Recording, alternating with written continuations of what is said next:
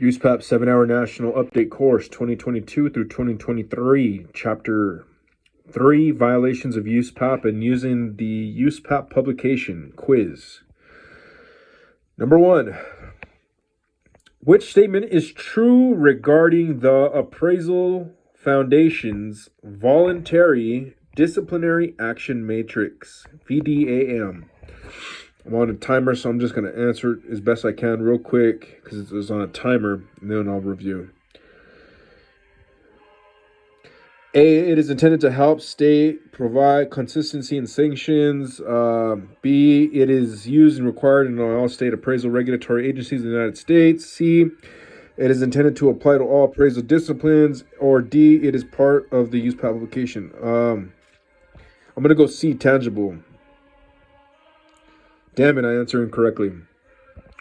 The correct answer was, all right, I'm going to read through the whole thing over. Number 1, which statement is true regarding the Appraisal Foundation's voluntary disciplinary action matrix, VDAM? A, it is intended to help states provide consistency in sanctions issued to violators. B,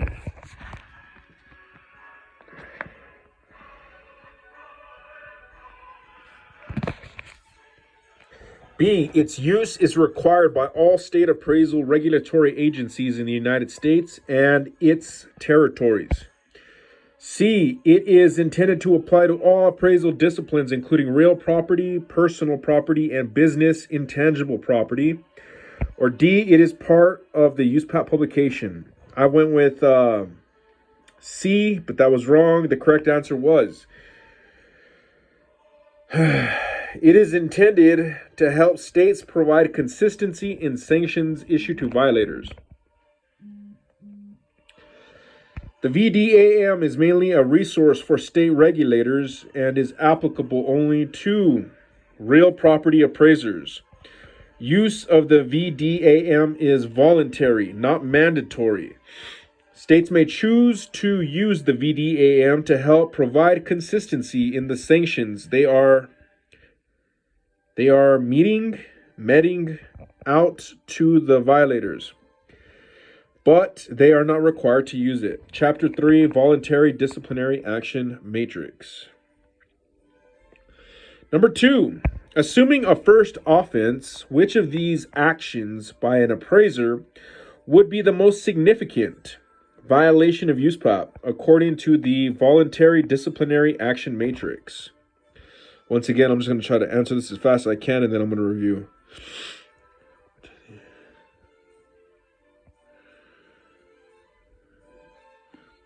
A, sending a value conclusion to a client by text message without providing any supporting information or documentation. B, using significant parts of another appraiser's report without permission. C, acknowledging professional assistance by another appraiser but not providing a summary of the assistance. Or D, appraising a property's leasehold interests with a bundle of rights to be appraised have been their lease. I'm going to go C. I answered that one wrong too. Damn. All right, starting over. Number 2, assuming a first offense, which of these actions by an appraiser would be the most, oh man, I'm reading this wrong, man. Most significant violation of USPAP. Damn it. I thought it was the least. According to the voluntary disciplinary action matrix, A, sending a value conclusion to a client by text message without providing any supporting information or documentation. B, using significant parts of another appraiser's report without permission. C, acknowledging professional assistance by another appraiser but not providing a summary of the assistance in the report. Or D, appraising a property's leasehold interest when the bundle of rights to be appraised should have been the least fee interest. I went with C because I thought it was the question was asking for the least of a violation, but the correct answer was B, using significant parts of another appraiser's report without permission. Using significant parts of another appraiser's report without permission, i.e. plagiarism, would be the most significant offense of those listed. See Table 2, Chapter 3, examples from the matrix.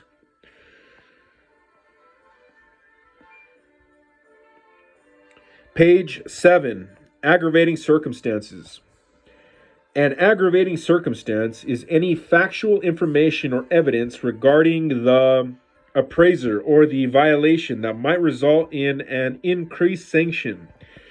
Aggravating circumstances include prior disciplinary history, number of appraisals involved in the case, number of total violations involved in the case, pattern of similar violations, significant financial harm to a lending institution, a consumer, or others, refusal to reissue a corrected appraisal report when warranted, evidence that the violation was willful or intentional, evidence that the violation was grossly negligent, failure to exercise due diligence in the supervision of others, refusal to acknowledge violation, lack of cooperation with investigation, submission of false statements or evidence or other deceptive practices, for instance, creating or adding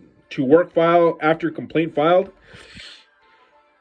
and intimidation of or threats to witnesses of or others involved with the investigation. End of page.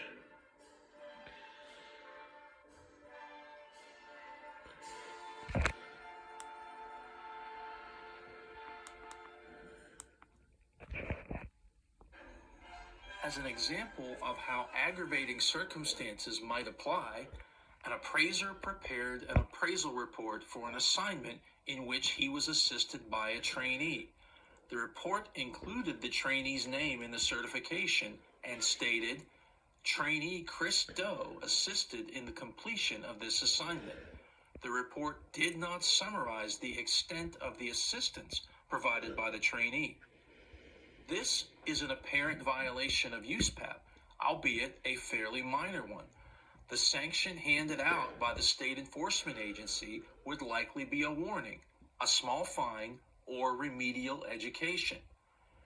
During the course of their investigation into the matter, the state enforcement agency discovered that the appraiser had been disciplined twice previously for the same violation. This would likely become an aggravating circumstance that could result in an increased sanction. For example, the state might issue a larger monetary fine, suspend the appraiser's credential for a brief period, or prohibit the appraiser from supervising trainees. It is important to note that aggravating circumstances do not change the seriousness of the violation. They merely increase the level of sanction that is administered to the violator.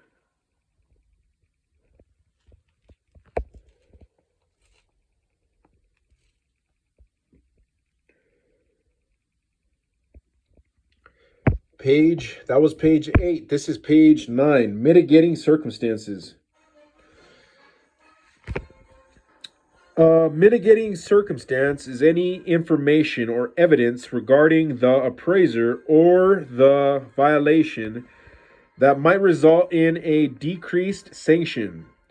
Mitigating circumstances include the length of time since the date of violation, no prior disciplinary history, no other complaints currently pending against licensee, no pattern of similar offenses, no evidence that the violation was willful or intentional, no evidence that the violation was grossly negligent, license level at the time of violation, licensee was under the supervision of another appraiser at the time, for instance, trainees,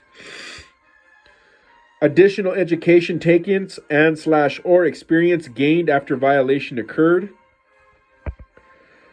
cooperation with investigation, little or no financial harm to consumer or others, timely mitigation of financial loss, reissuance of a corrected appraisal report before the complaint was filed, understanding and acknowledgement of violation, and personal problems such as physical, mental, or emotional problems at the time of the violation that have since been addressed. End of page.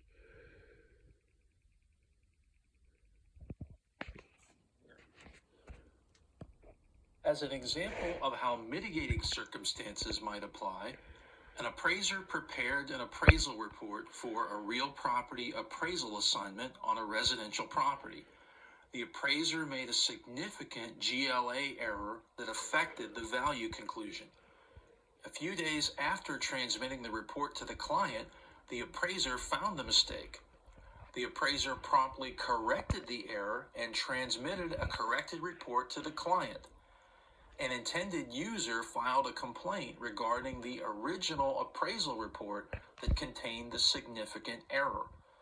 When contacted by the state, the appraiser admitted the error in the original appraisal report and provided a copy of the corrected report to the investigator, along with the evidence showing that the corrected report was transmitted to the client before the complaint was filed.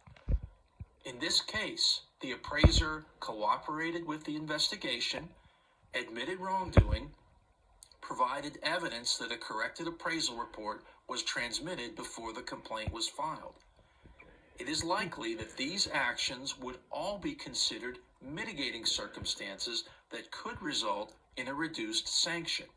For example, the state might issue a warning letter, put the appraiser on probation, or issue a small continuing education sanction. It is important to note that mitigating circumstances do not change the seriousness of the violation, nor do they excuse the violation. They merely decrease the level of sanction that is administered to the violator.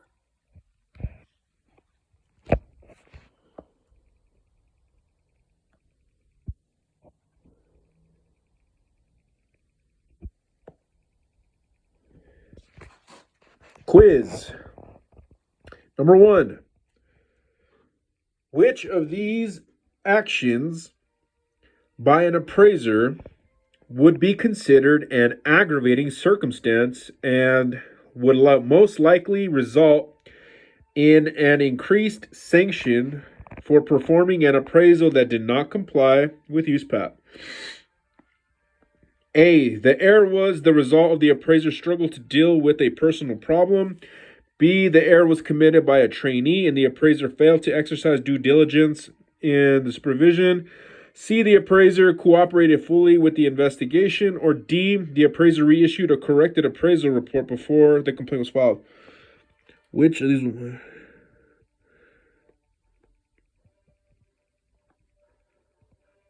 All right, I got it right. Had to haul ass to that. So it was backwards. The question was, which of these actions by an appraiser would be considered an aggravating circumstance and would most likely result in an increased sanction for performing an appraisal that did not comply with USPAP? You said the error was committed by a trainee and the appraiser failed to exercise due diligence in the supervision of the trainee, and that was correct. Because all the other ones were mitigating factors. A was the error was the result of the appraiser's struggle to deal with a personal problem in the appraiser's life. For instance, the death of a close family member, which is a mitigating factor. C was the appraiser cooperated fully with the investigation. That's a mitigating factor. And D, the appraiser reissued a corrected appraisal report before the complaint was filed. That's a mitigating factor. Number 2. Which statement is true regarding mitigating circumstances as outlined in the voluntary disciplinary action matrix?